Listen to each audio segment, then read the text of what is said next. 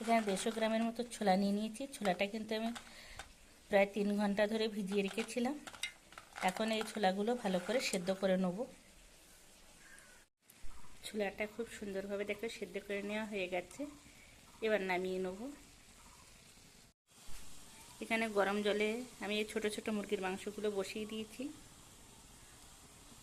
আর দিয়ে দিয়েছি 2 টুকরো লেবু। 5 মিনিটের মতো সেদ্ধ করে নেব মুরগির মাংসটা। কড়াইতে দিয়ে দিয়েছি একটু তেল, তেলটা গরমও হয়ে গেছে। এবার মুরগির মাংসগুলো দিয়ে দেবো।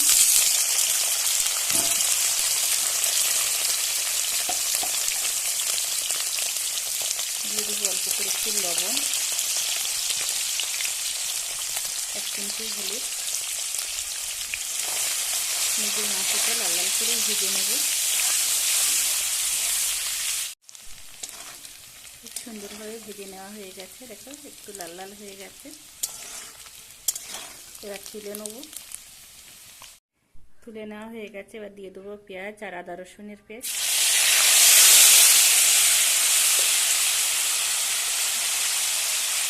টমেটো কুচি,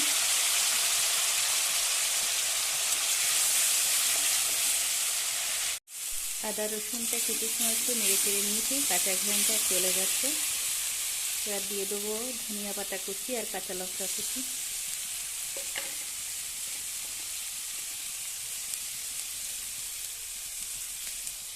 হলুদ গুঁড়ো, গরম মশলার গুঁড়ো, গোটা জিরে, লবণ, কাশ্মীরি লঙ্কার গুঁড়ো। দিয়ে দেবো একটু জল।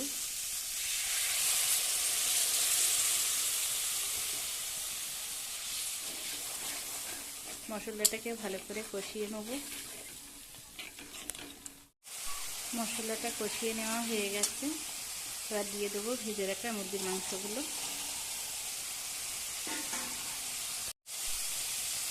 দিয়ে দেবো সেদ্ধ করে রাখা ছোলা।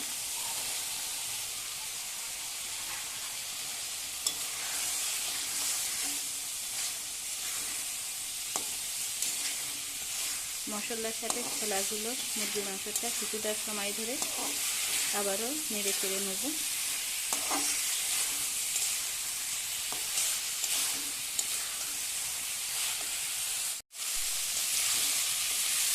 5 মিনিটের মতো প্রায় নেড়ে চেড়ে নিয়েছি।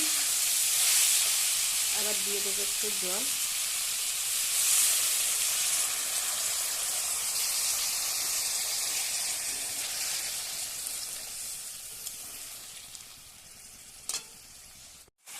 কিছু সময় দেখো রান্না করে নিয়েছি।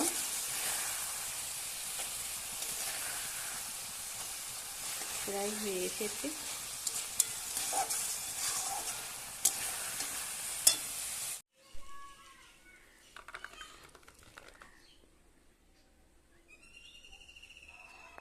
নামিয়ে নেওয়া হয়ে গেছে। এবার দিয়ে দেবো একটু লেবুর রস।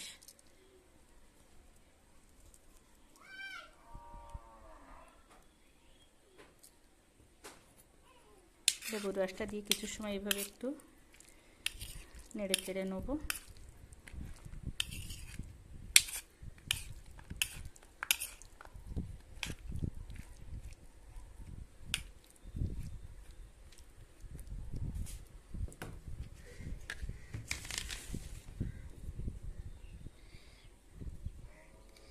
এখানে দিয়ে দেবো এবার কিছু টমেটো কুচি,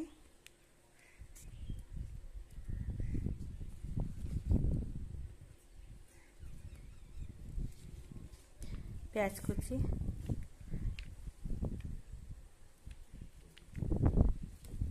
কিছুটা ধনিয়া পাতা কুচি,